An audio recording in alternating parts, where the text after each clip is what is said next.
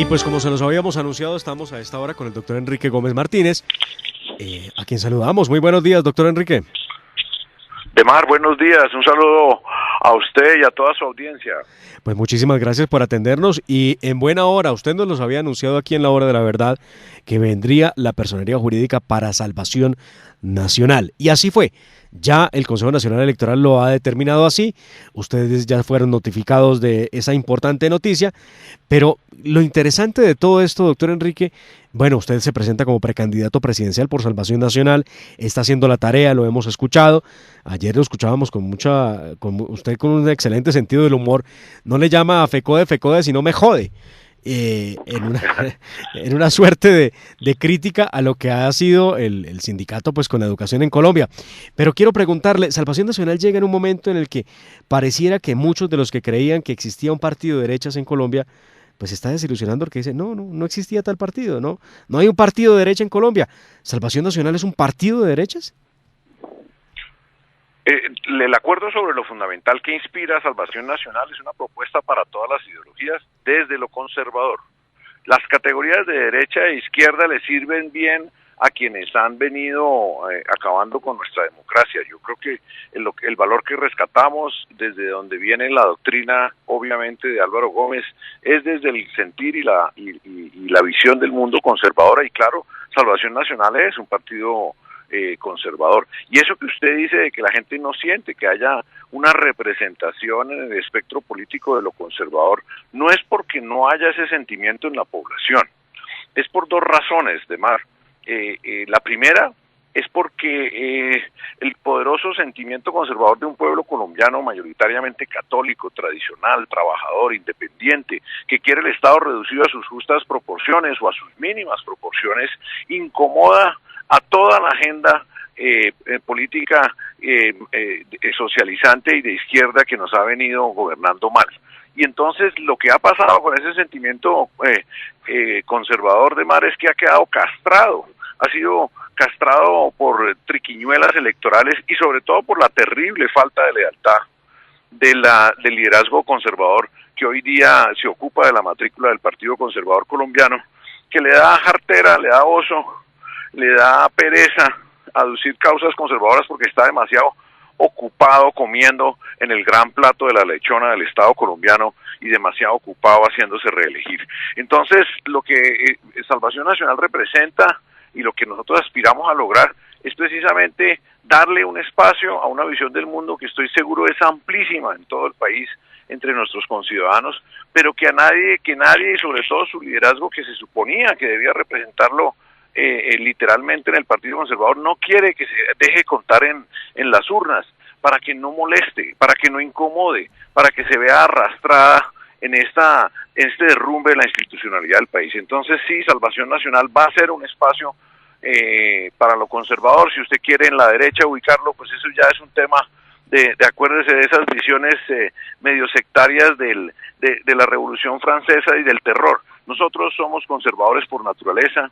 Creemos que el cambio debe hacerse progresivamente y siempre basado en la tradición, en los grandes logros de nuestra cultura y nuestra humanidad, y por eso creemos que en Colombia ese sentimiento es poderoso y lo vamos a convocar. Nicolás Gómez. Doctor Gómez, muy buenos días y bienvenido a La Hora de la Verdad. Quería preguntarle por las listas al Congreso. Tienen pocos días para presentar los nombres que liderarán este esfuerzo hacia las legislativas que se realizarán en 2022. ¿Qué han podido hacer? ¿Ya tienen algunos nombres? ¿Han avanzado? ¿Harán coalición? Es un proceso arduo por la premura, porque entramos tarde a la carrera y obviamente las personas que en el país tienen trabajo político y tienen interés y compromiso con llegar al Congreso de la República, pues ya llevan más tiempo trabajando y muchos de ellos han asumido compromisos en otras toldas. Sin embargo, creo que el reporte para nosotros es exitoso. Yo creo que hay en este momento candidaturas a la Cámara viables en unos 10 departamentos, 12 de pronto al término del día de hoy, y avanzando también en convencer perfiles importantes de personas auténticamente conservadoras, de personas honestas, de personas exitosas para la lista de Senado. José Miguel Santamaría, Ángela Vélez, María Elisa Uribe, Lida Salazar, Omar Mejía, son personas que ya han decidido entrar en nuestras listas. Ahora bien, una pregunta que me llama o que tengo yo pues desde ayer cuando lo vi a usted en un par de reportajes es, caramba, bueno, perdimos la comunicación. Mientras la establecemos, quiero preguntarle al doctor Enrique Gómez por esa posibilidad de algunas alianzas que no pueden ser, digamos, a la luz de lo jurídico, no pueden ser establecidas de cara a las elecciones, pero que sí son posibles ideológicamente. Y le quería preguntar, doctor Enrique, ahora que tenemos nuevamente la comunicación, por esa posibilidad de alianzas. No se preocupe que en Colombia es el único lugar donde el teléfono móvil es para quedarse inmóvil. Entonces, bueno, hay que quedarse quieto. Ahorita estoy en Ibagué y estoy condenado a recorrer la vida de la tortura, que es la que hizo Alex Char para torturar a todo el centro del país, que es la autopista Bogotá-Melgar, ¿no? Y todos los empresarios y ciudadanos que entran y salen de Bogotá aquí por el sur del país saben lo que es recorrer esa porquería de carretera que nos dejó el señor que ahora dice que va a gobernar bien a Colombia. Pero qué pena que lo interrumpiendo. No, pero vale la anotación. Quería preguntarle por las posibles alianzas o los posibles acuerdos que pueda haber con otros sectores políticos que estén de este lado del pensamiento, del lado de la derecha, del acuerdo sobre lo fundamental, del conservatismo, y lo digo porque ayer lo vi con John Milton Rodríguez, candidato presidencial que es de Colombia Justa Libres. Cuéntenos, ¿esto cómo es? ¿Esto significa que van a estar juntos en esta contienda a la primera vuelta o cómo funciona? Pues no hemos llegado a un acuerdo, apenas estoy conociendo a Milton, me he reunido con él una vez, ayer lo conocí y creo que se fajó en el programa de Vicky Dávila en lo programático, lo vi muy articulado, lo vi bien desayunado de propuestas y de energía. Para mí es un poco polémico por una razón muy sencilla. Estamos hablando de crear un espacio auténtico para lo conservador en el espectro electoral. Nosotros con la decisión de la Corte Constitucional no tenemos que llegar al umbral, digamos, o no perderíamos la personería si no llegamos al umbral. Obviamente que queremos llegar al umbral y queremos hacer un buen ejercicio democrático convocando a los colombianos. Entonces es un poco dudoso decir voy a representar el espacio auténtico y para tener más representación en el Congreso me empiezo a aliar con uno, con otro, con el otro. Yo soy poco pragmático y siento que el pragmatismo ha destruido la política colombiana, porque la política grande, la que me enseñaron a mí en casa, es la de los valores, es la de los compromisos de verdad, con una visión de país, y claro que puede haber consensos, y claro que hay que transar, porque todo en la vida es una transacción en algún debido momento. Entonces, yo le diría en ese sentido, déjenme masticarlo, y en cualquier caso tendría una limitación muy concreta, que es el espectro regional en algunos departamentos donde hemos encontrado en coincidencia con algunos partidos, con algunos de estos partidos cristianos, personas que teniendo talante conservador profesan esa fe y quieren entrar, o lo contrario, personas que siendo católicas son conservadores y quieren y han logrado tener términos de diálogo con las comunidades cristianas que se han vuelto muy activas en política, y por eso podría haber esas uniones a nivel territorial. En relación con la lista de Senado, pues no, y en relación no a coaliciones, no a alianzas, no a pragmatismos. Lo importante, vuelvo y digo, es recuperar para el conservador colombiano, con una propuesta amplia, inclusiva, moderna, que está en boca de todos, porque viene desde lo conservador, porque es sabia, que es la del acuerdo sobre lo fundamental, un espacio en el espectro político colombiano, tenerle fe a que ese sentimiento no solo se puede excitar, se puede convocar, sino que va a salir a votar porque se va a sentir identificado. Sobre la primera vuelta presidencial, nosotros pensamos que hacer y participar en consultas previas es caerle de nuevo en la trampa en la que el conservatismo ha caído, no porque el conservatismo del Partido Conservador sea tonto o sea bobo y que entonces iba caminando por ahí los conservadores y cayeron en la trampa de dejar a todos sus seguidores legítimos de tantos años sin candidatos presidenciales. No porque sean tonticos, es porque el apetito insaciable, voraz la bancada del Partido Conservador prefiere sacrificar la representatividad de este diario conservador con tal de sentarse a comer la marrana del Estado, el pedazo que les dé. Doctor Gómez, yo quisiera preguntarle para recordarle a nuestros oyentes, ¿nos podría repasar los 5 puntos del acuerdo que ustedes están proponiéndole al país como propuesta central de salvación nacional y pues un par de propuestas de esas innovativas que hemos visto en las redes sociales, sobre todo con respecto a la justicia? Bueno, pues Álvaro Gómez planteaba que era necesario un acuerdo de base entre todos los colombianos sin distingo de su ideología para que el Estado volviera a cobrar eficacia, para que el Estado volviera a ser el intermediario de los intereses del pueblo, un Estado que nos haga orgullosos, un Estado que no sea un Estado ladrón, un Estado que no intervenga nocivamente en la economía, pero que pueda promover el crecimiento económico y la creación de empleo. Y en esa propuesta de acuerdo hacia todos los ciudadanos del país, lo que buscaba era un mandato que pudiera después imponerle y negociarle a esa institucionalidad democrática que está plasmada en los partidos, en el Poder Ejecutivo y la rama judicial.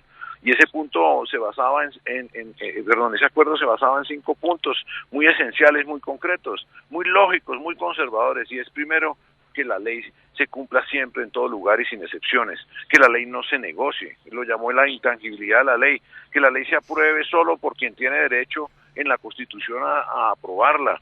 Sí, lo hemos visto recientemente cuando la Corte Constitucional legisla un día sí y otro día no, y después otro día también, pues esa no es una entidad que en el pacto social colombiano y en el pacto político colombiano pueda andar legislando. Entonces, que solo pueda legislar quien realmente es la persona la institución que el Estado ha señalado. El segundo punto es un acuerdo grande sobre la moralidad. La moralidad implica que el Estado sí pueda, la sociedad sí pueda exigir un juicio moral sobre la conducta de sus funcionarios. Nos han metido el embeleco de que la moral no existe, de que el ciudadano no puede juzgar la conducta moral de sus funcionarios, no puede exigir vergüenza en sus funcionarios, porque todo tiene que tramitarse a través del juicio jurídico, judicial, y entonces salen los más torcidos, los más corruptos y descarados funcionarios públicos que devengan nuestras dietas pagadas con el sudor de nuestra frente a través de los impuestos y cometen toda clase de irregularidades, y esas personas se quedan ahí tan orondas diciéndonos, pues que me condene un juez, espéreme que me dé el debido proceso. No, eso no puede seguir sucediendo, porque el decoro, la vergüenza, la buena conducta ética y moral son de la esencia del buen gobierno, de la esencia de un buen funcionamiento de Estado, son esenciales para motivar a la población, y en la medida en que no se cumple un estándar moral, se derrumba la fibra moral del país. Ese es el segundo punto, un acuerdo sobre lo moral. El tercero, como lo ha dicho Nicolás, es el gran acuerdo sobre la reforma integral a la justicia. Sí, la ausencia de justicia es la única causa de la inseguridad, y la ausencia de la justicia en el país existe y se nos da por diseño, porque las instituciones están diseñadas para que fracasen, porque los perfiles de quienes ocupan esos cargos están previstos para que no los puedan desarrollar adecuadamente, y son ostensiblemente no solo incompetentes, sino con fallas oscuras y gigantes de carácter.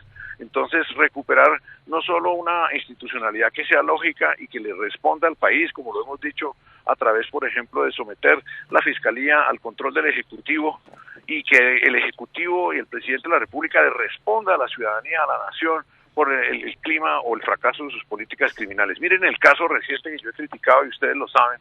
El presidente nos nombró a su amigote, metió a la terna a su compañero de pupitre, consejero de paz, le hizo la campaña en la Corte Constitucional a punta de burocracia, quedó nombrado el señor Barbosa, y ahora el presidente Duque mira para otro lado. Dice, no, yo a ese señor no lo conozco. Porque, Si te pero, vi, y si te he qué visto, pasó? ¿Y qué dice, pasó con la investigación en el caso del doctor Álvaro Gómez? Yo recuerdo perfectamente tanto al presidente Duque anunciar que en su gobierno esto sí quedaría listo, sí quedaría esclarecido el asunto. Y cuando Duque, el señor Barbosa llegó también lo dijo, me comprometo. ¿Y qué pasó? no, no, se les llena la boca hablando de Álvaro Gómez, se les llena la boca. Duque y Barbosa son los sepultureros de la investigación por el crimen de Álvaro Gómez. Existe una resolución que declara este crimen de lesa humanidad. La familia y el país exige que esas pruebas que están ahí, que dieron pie a esa decisión de la Fiscalía, vayan a juicio, y ellos son los sepultureros de ese caso. ¿Y usted cree que les importa? ¿Usted cree que el fiscal responde ante alguien? No responde ni por Álvaro Gómez ni por nada, ni por el fracaso rotundo en todos los delitos que acongojan a los colombianos. Eso tiene que cambiar, y obviamente hay que cambiar los esquemas en los cuales se ha permitido volver la rama judicial un recurtidero de provisionalidades, de corbatas, de incompetentes que no pasan el concurso y que ocupan las plazas para darle cuota burocrática a los magistrados de los tribunales.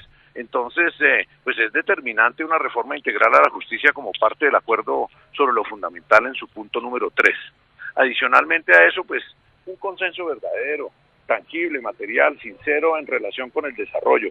No podemos seguir engañándonos. Solo el empleo permite lograr superar la pobreza, y ese empleo no lo creamos sino creciendo económicamente por más del 5% anual. Todos los años, durante décadas, tenemos que hacer eso para cambiar este país, y resulta que el país no está de acuerdo con eso. El país lo que le interesa es la agenda de Mejode, precisamente, que entonces el reajustico de ellos y de la función pública y de los parlamentarios, claro, que cuánto le van a subir el sueldo y de cómo hacemos más Estado. Mire, yo tengo un mensaje sencillo a todos los colombianos. Nadie, usted hace una encuesta y menos del 10% de los que contestan dicen que el Estado está haciendo bien las cosas. En la gran mayoría de los campos que hemos dado responsabilidad al Estado, es un fracaso notorio. Y aquí no hay colombiano, no hay político que apenas le plantee usted un problema no diga, no, pues más Estado. ¿Para qué queremos es más Estado si no sirve para nada? Al contrario, necesitamos menos Estado, desregulación, y sobre todo el empresariado necesita urgente que le quiten de encima el peso de un Estado ineficiente, un Estado ladrón, un Estado que no llega, y si llega, llega tarde y llega mal, llega y los colombianos se quedan impávidos. La autopista Bogotá-Melgar debiera ser orígenes de un movimiento de insurrección popular contra el señor Char, que la construyó nada menos que con los Nule, y no hizo nada sobre el trazado, no arregló los taludes, dejó una capa de rodadura de porquería. Entonces tiene siempre intervenciones porque está mal construida y daña la economía y daña el futuro del país. Entonces, infraestructura para la productividad, y obviamente la esencia de la productividad es la educación. Por eso hay que quitarle la educación a Mejode, que la secuestró.